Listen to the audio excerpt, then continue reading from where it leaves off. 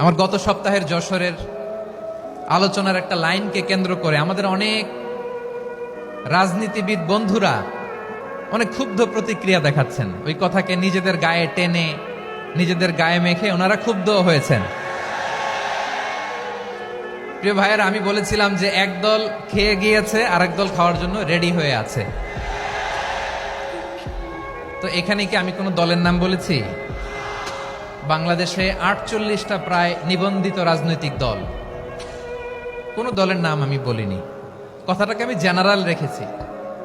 দায়ীদের বৈশিষ্ট্যই এটা, দায়ীরা জেনারেলি কথা বলে, যার যেই মেসেজ নেয়ার তারা সেখান থেকে নিয়ে নেয়।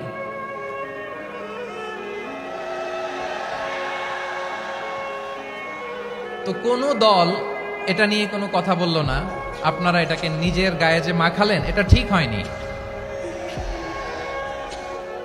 আমি বলবো যে এটা খুবই অনভিপ্রেত হয়েছে।